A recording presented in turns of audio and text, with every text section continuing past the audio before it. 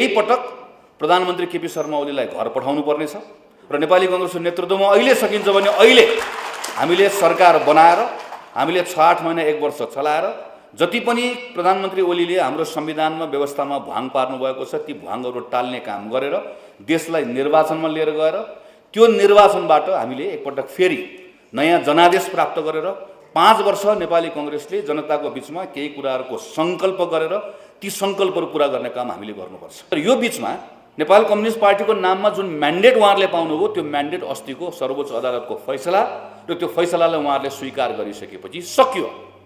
त्यसैले यो संसदमा सरकार चलाउने म्यान्डेट पाएको पार्टी छैन।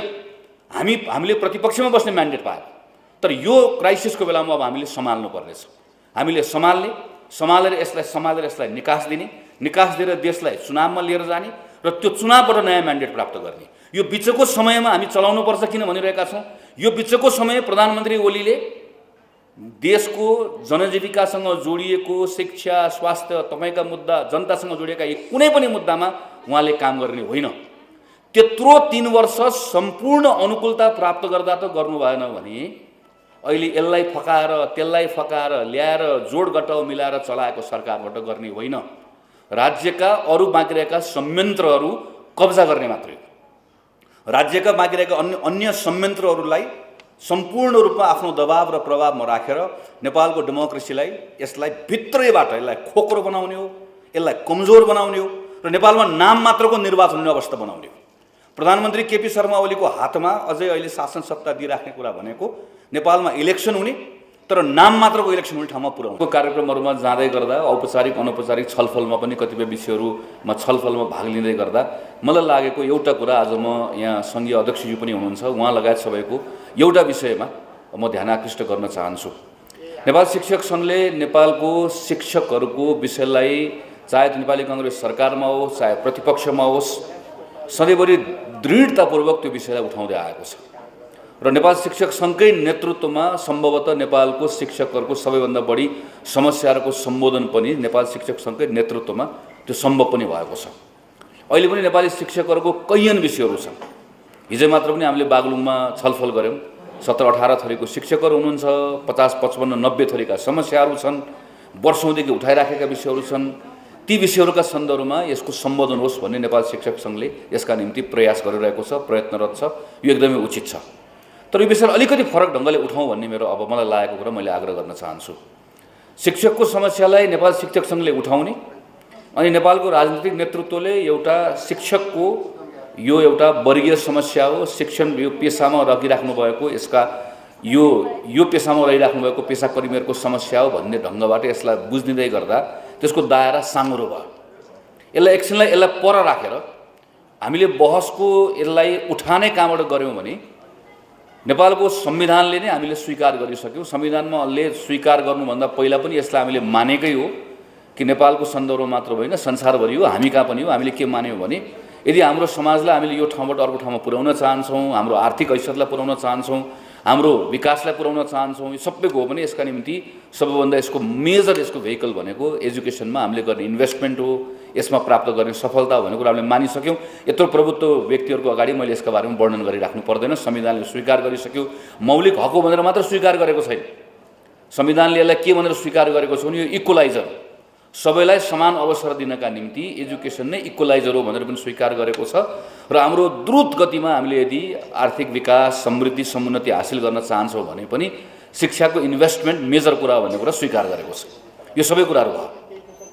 अब एकछिन नेपाल यो सबै कुराहरू भनिएको छ, स्वीकार गरिएको छ, तर व्यवहारमा हामीले हेऱ्यौँ भने हाम्रो ठुलो ग्याप छ। हामीले लामो समयसम्म एजुकेसन फर अल भनेर हाम्रो केटाकेटीलाई विद्यालयमा कसरी पुर्याउने भन्ने कुरालाई महत्त्वपूर्ण नारा मान्यौँ, कार्यक्रम मान्यौँ, त्यहाँ हामीले काम गऱ्यौँ, थुप्रै सफलता पनि प्राप्त भयो।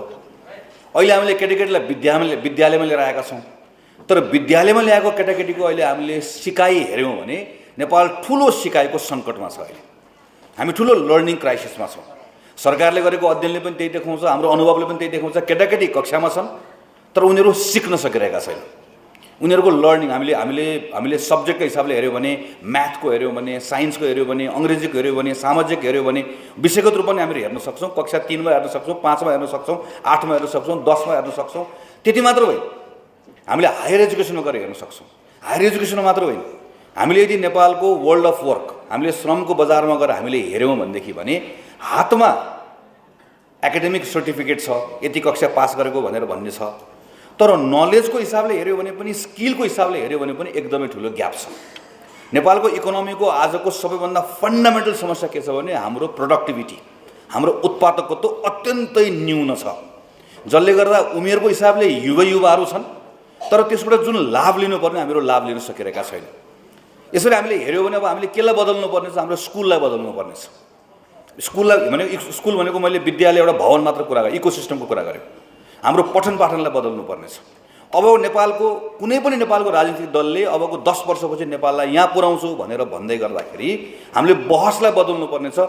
10 वर्षमा नेपालमा बिजुलीको पोल कति गाडिने छ वा बिजुलीको तार कति खिचिने छ भनेर, 10 वर्षमा नेपालको रोडलाई तन्काएर कति किलोमिटर थपिने छ भनेर, 10 वर्षमा नेपालमा कतिवटा रेलका डब्बा जोडिने छन् भनेर, 10 वर्षमा नेपाली झन्डा हालेको नेपालका पानीजहाजहरू कतिवटा दौडने छन् भनेर नेपालको विकासलाई नाप्ने अहिले हाम्रो जुन विकासको बहस छ, यो बहस नै गलत छ। 10 वर्षमा नेपालको केटाकेटीहरूले सिक्ने कुरालाई अहिलेको अवस्थाबाट कहाँ पुर्याउन सक्छौँ त्यसले सबै कुरा निर्धारण गर्छ। निर्धारण गर्ने मानक त्यो। त्यसका निम्ति हामी यदि कुनै पनि नेपालको राजनीतिक नेतृत्वले म विकास गर्छु, समृद्धि दिन्छु, समुन्नति दिन्छु भनेर आयो भने के बदलिनुपर्छ भने हाम्रो एजुकेसनको इकोसिस्टम बदलिनुपर्छ। त्यसका निम्ति आवश्यक छ क्लासरुम बदलिनुपर्छ, स्कुल बदलिनुपर्छ, त्यहाँभित्रको अवस्था बदलिनुपर्छ। त्यो बदल्नका लागि 18 थरीको शिक्षकको समस्याको हल गर्नुपर्छ। त्यो शिक्षकको समस्याको हल गर्यो भने के हुन्छ? क्लासरुम बदलिन्छ, विद्यालय बदलिन्छ। विद्यालय बदल्यो भनेदेखि भने चाहिँ नेपालको यहाँभित्र आउने हाम्रो जनसङ्ख्याको प्रोडक्टिभ क्यापासिटी बदलिन्छ। प्रोडक्टिभ क्यापासिटी बदल्यो भने हाम्रो इकोनोमी बदलिन्छ। हाम्रो इकोनोमी बदल्यो भने बल्ल हामीले चाहेको कुराहरू प्राप्त गर्छौँ भनिकन शिक्षकको समस्या चाहिँ यसमा काम गर्ने शिक्षकहरूको खाली पेट भयो, उहाँहरूले आफ्नो अधिकार पाउनु भएन भनेर होइन। शिक्षकको समस्याको हल किन गर्नुपर्छ, यत्रो वर्षदेखि थातिरहेको समस्याको हल किन गर्नुपर्छ भनेर भनेको भने हाम्रो त्यो राष्ट्रिय उद्देश्यहरू, हाम्रो त्यो सपनाहरू, हाम्रो त्यो चाहनाहरू पुरा गर्नुको लागि हो गर्नुपर्छ भनेर भनिएको कुरालाई हामीले बहसलाई यता यो ठाउँबाट ल्याएर यति समयभित्र हामी यी विषयहरूलाई हल गर्छौँ भन्ने सङ्कल्पका साथ नेपालको शिक्षक सङ्घ आइरहेको छ। यसलाई अझ अगाडि लिएर जाउँ भन्ने म यो आग्रह गर्न चाहन्छु। अनि त्यसपछि मात्रै यसलाई हामीले कलेक्टिभली अन गर्न सक्छौँ। अन गर्नै पर्छ। यो समस्याको हल कसले गर्ने हो त? यो समस्याको हल आदरणीय श्रद्धेय महामन्त्रीजी यहाँ हुनुहुन्छ, हामी नेपाली काङ्ग्रेसको नेतृत्वमा हामीले गर्ने हो। यो यसमा नेपाल शिक्षक सङ्घले उठाएका यी प्रत्येक कुराहरूको हल अब यहाँ आएर बोलेर यो प्रत्येक कुराको हल गरेर नेपाल शिक्षक सङ्घले हामीले उठाएका यी विषयहरू नेपाली काङ्ग्रेसको नेतृत्वमा हामीले हल गऱ्यौँ भनेर भन्ने अवस्था निर्धारण गर्ने हो। कहिले गर्ने हो? सम्भव भयो अहिले गर्ने।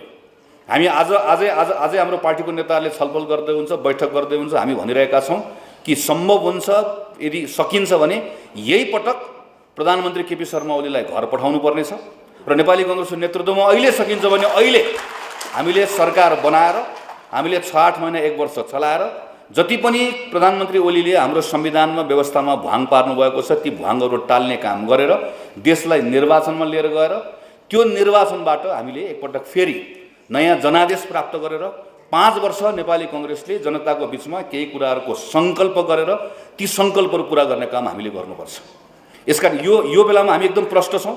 हामीले अहिले सरकार चलाउने म्यान्डेट यो पटक हामीले पाएको होइन। हामीले प्रतिपक्षमै बस्ने म्यान्डेट पाएको।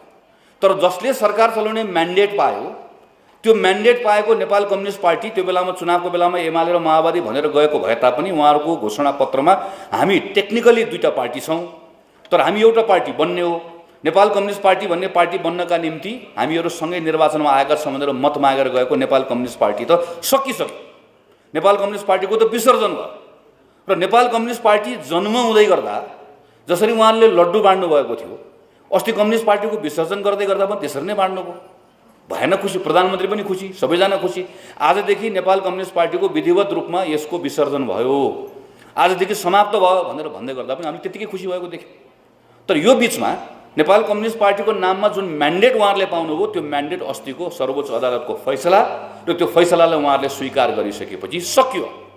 त्यसैले यो संसदमा सरकार चलाउने म्यान्डेट पाएको पार्टी छैन। हामीले प्रतिपक्षमा बस्ने म्यान्डेट पाएको।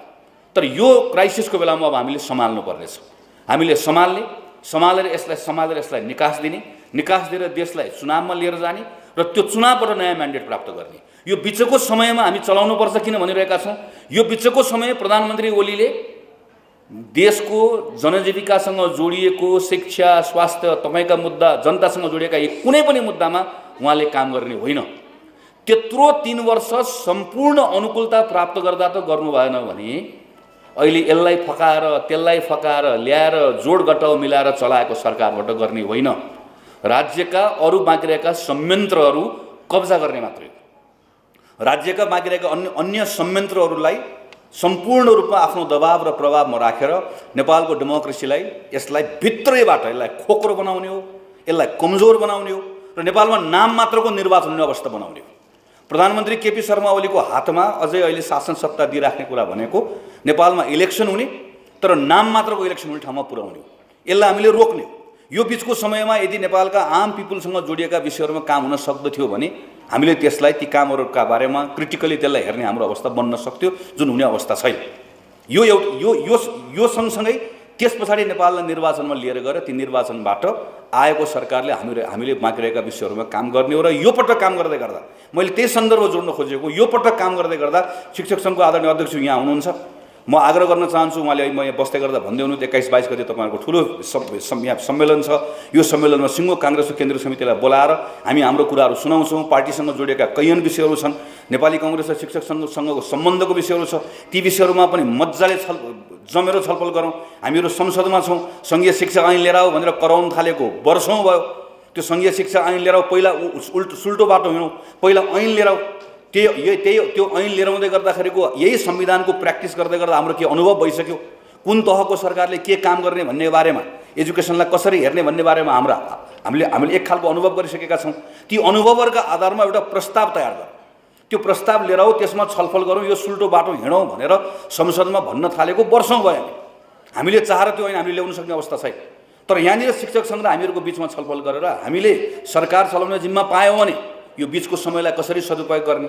हामीले सरकार चलाउने जिम्मा नहुँदै गर्दा प्रतिपक्षमा बस्दै गर्दाखेरि यो 1-1.5 वर्षको अवधि पनि हामीले कसरी प्रयोग गर्ने, कसरी उपयोग गर्ने, जमेर छलफल गरौँ र त्यसबाट के साझा निष्कर्षमा पुगौँ। त्यो निष्कर्ष बोकेर हामी कोही संसदमा हिँड्छौँ, कोही निष्कर्ष बोकेर पार्टीको साथीहरू पार्टीको मोर्चामा हिँड्नुहुन्छ, शिक्षक सङ्घले आफ्नो ढङ्गले नेतृत्व गर्छ। एउटा विषय हो। दोस्रो विषय भनेको शिक्षक सङ्घसँग चाहिँ यो अघि मैले सुरुमा राखेँ कि यो पटक एउटा राष्ट्रिय बहस, महाबहस जस्तो शिक्षक सङ्घले यो सम्मेलन सँगसँगै चलाओस्। त्यसबाट निस्कँदै गर्दा सिङ्गो नेपाली कङ्ग्रेसले शिक्षक सङ्घसँग भएको छलफलको आधारमा अघि मैले भने शिक्षकको विषय त्यो विषय चाहिँ शिक्षकको लागि होइन, शिक्षकको विषय नेपालको शिक्षाको लागि हो, नेपालको एजुकेसनको लागि हो।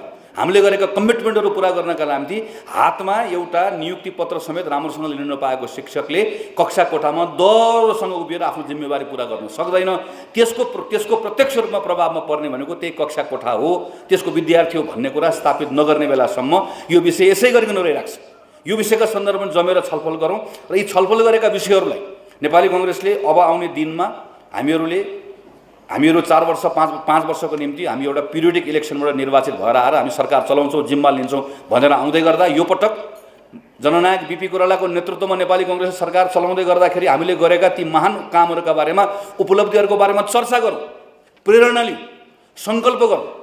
तर पिपुलको बिचमा आउँदै गर्दा निराश भएका, थाकेका, कसैले केही गर्दैन, जो आए पनि उस्तै हो भनेर सिङ्गो व्यवस्थाबाट दलसँग, नेतासँग, सबसँग ठुलो वितृष्णाको भारी बोकेर बसेका आम नागरिकहरूका बिचमा चाहिँ उत्साहित गर्नका निम्ति एउटा विश्वासको साथमा काङ्ग्रेसले 5 वर्ष सरकार चलाउँदै गर्दा यो बिन्दुबाट देशलाई यो बिन्दुमा पुर्याउँछ।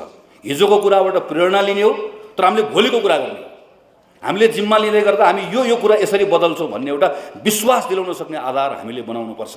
र यो आधार बनाउनका निम्ति पनि हामीलाई धेरै ठुलो एउटा त्यो न्यारेटिभ बनाउनका लागि, आधार बनाउनका लागि पनि हामीलाई शिक्षक सङ्घको धेरै ठुलो मद्दत चाहिएको छ।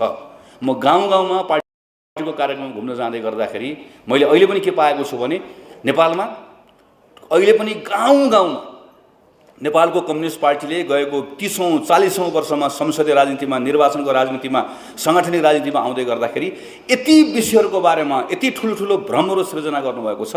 त्यो भ्रमको कथनहरू यसरी जनमानसमा यसरी व्याप्त भएको छ, यसरी जनजीवनमा झुन्डिएको छ। त्यसरी बनाएका ती कथनहरूलाई हामीले भत्काएनौँ भने, ती भ्रमहरूबाट हाम्रो जनमतलाई बाहिर निकालेनौँ भनेदेखि भने नेपाली कांग्रेस पार्टीले फेरि आफूलाई नेपालको राजनीतिको केन्द्रमा स्थापित गर्ने कुराको सन्दर्भमा एजेन्डाको हिसाबले सक्ला, तर प्राप्त गर्ने मतका हिसाबले उसलाई जहिले पनि गाह्रो हुन्छ। 100 जना मतदाताले मत हाल्दै गर्दा 30 जना मतदाताले नेपाली कांग्रेसलाई मत हाल्ने, 29 जना मतदाताले नेकपा एमालेलाई मत हाल्ने, 12-13 जना मतदाताले माओवादीलाई मत हाल्ने, 1 जना 2 जना मतदाताले जनमोर्चालाई मत हाल्ने, 1 जना मतदाताले नेपाल मजदुर किसान पार्टीलाई मत हाल्ने, अनि नेपाल कम्युनिस्ट पार्टी नेपालका विभिन्न कम्युनिस्टको नाममा खोलेका दोकानहरू एक ठाउँमा आएर एउटा होलसेल पसलले बनाएर सामान लगेर जोड्यो भने एकैपटक त्यो मत बढेर 50 को हाराहारीमा पुग्छ। हाम्रो मत 30 को हाराहारीमा छ। हामीले त्यो 30 को हाराहारीमा रहेको मतलाई 40-45 को ठाउँमा प्रत्येक 100 जना मतदातामा पुग्ने अवस्था बनाउन सक्ने हाम्रो सङ्गठनको क्षमता हामीले निर्माण गर्न सकेनौँ भने अहिले फुटेको कम्युनिस्ट पार्टी हामीले देख्यौँ त अस्तिसम्म हामी यहाँ छौँ भनेर भक्तिनाको माधव नेपाल निवेदन लिएर अहिले केपी ओलीको ढोकामा ढकढक गरेर गएको देखिरहेका छौँ।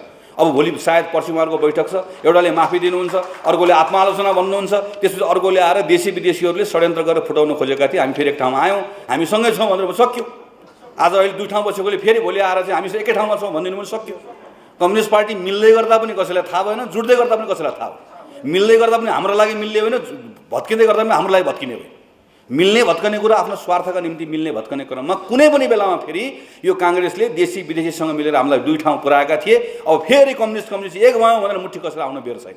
त्यो मुट्ठी कसेर आउने त्यो ताकतलाई पनि परास्त गर्ने क्षमता नेपाली कांग्रेसले राख्न सक्नुपर्छ। यसका निम्ति हामी अहिलेको हाम्रो काम गर्ने तरिका, हाम्रो अहिलेको शैली, हाम्रो अहिलेको प्रस्तुति, हाम्रो अहिलेको साङ्गठनिक क्षमता यसले पुग्दैन। यसले टेक्निकल्ली मात्रै हामीलाई यसो भर्थे गर्न, काम चलाउ गर्न, अरू टुटफुट भएको बेलामा यसो छिरेर ठाउँ पाउनु पुग्छ। सबै अहिले भएका बाधा बन्धन भत्काएर त्यो शक्ति प्राप्त गर्ने यसले पुग्दैन। यसका निम्ति पार्टी एजेन्डाका हिसाबले पनि, पार्टीको देखिने, पार्टीको स्वरूप, पार्टीको फेसका हिसाबले पनि, पार्टीको इमेजका हिसाबले पनि, पार्टीले दिन सक्ने भरोसाका हिसाबले पनि यसलाई नयाँ बनाउनु पर्नेछ। यसलाई न्युनेस ल्याउनु पर्नेछ, त्यो फ्रेसनेस ल्याउनु पर्नेछ। त्यो न्युनेस, त्यो फ्रेसनेस, त्यो नवीनता ल्याउनका निम्ति, त्यो पार्टीप्रतिको एउटा भरोसा ल्याउनका निम्ति चाहिँ नेपाली कांग्रेस पार्टीले आफूले काम गर्ने तरिका पनि बदल्नु पर्नेछ। म अघि राजेन्द्र दाइसँग कुरा गर्दै थिएँ, शिक्षक सङ्घमा काम गरेर आउनुको साथीहरू, अब तपाईँहरूले शिक्षक सङ्घको साथीहरूले काम गर्नुभएको साथीहरूले नेपाली कांग्रेस पार्टीभित्र हामीलाई कसरी ठाउँ पाउने भनेको ठाउँमा अब त्यताबाट होइन, काङ्ग्रेसले भन्नुपर्ने छ कि शिक्षक साथीहरूलाई यत्रो वर्ष काम गरेर आउनुभएको छ, सामाजिक प्रतिष्ठा आर्जन गर्नुभएको छ, यो पटक निर्वाचन लड्नको लागि कोही साथीलाई तपाईँ शिक्षक छोडेर वडामा आएर चुनाव लडिदिनुहोस्, तपाईँ नगरपालिकामा उपले मेयर लडिदिनुहोस्। किनकि हाम्रो पार्टी यो बेलामा पार्टीमा देखिएका चिनिएका कतिपय अनुहारलाई निर्वाचनमा लिएर जाँदै गर्दा 30 को 30 भोट हुन्छ। तर तपाईँ आइदिनु भयो भने त्यो 30 भोटमा तपाईँले 5 भोट थपेर 35 पुर्याइदिनुहुन्छ। आइदिनुहोस् सर, आइदिनुहोस् मिस भनेर पार्टीले हात जोडेर ल्याउनुपर्ने अवस्था छ। यदि हामीले सुझाव तुल्याउन सक्यौँ भने अलिकति फरक ढङ्गले हामीले सोच्नुपर्ने छ, फरक ढङ्गले काम गर्नुपर्ने छ। यसमा आज खुला सत्रमा योभन्दा बढी कुरा नभनौँ, पछि कुनै ठाउँमा बन्द छलफलमा जमेर खुलेर तपाईँहरूसँग कुरा गर्ने मन छ, त्यो बेलामा फेरि कुराकानी गरौँला। मलाई मौका दिनुभयो। मलाई अहिले 2:35 मा काठमाडौँ चितवन जानुपर्ने भएकोले मैले कार्यक्रम, हाम्रो एउटा अर्को मिटिङ पनि छ। राजनीतिक कुराहरू अहिले गर्ने परिस्थितिमा हामी छैनौँ। Nepali Congress wait and watch अवस्थामा छ। आज पनि यो मधेसी पार्टीहरूसँग छलफलको क्रम चलिरहेको छ। अहिले चाहिँ नि हाम्रो मुख्य ध्येय के हो भने ओली सरकारलाई हटाएर एउटा नयाँ सरकारको गठन गर्नुपर्छ, जसको नेतृत्व नेपाली कांग्रेसले गरोस् भन्ने मनसाय हाम्रो छ। त्यो हुन्छ हुँदैन त्यसको लागि म तपाईहरुसँग पनि निवेदन गर्दै म बिदा हुन चाहन्छु। धन्यवाद। जय नेपाल।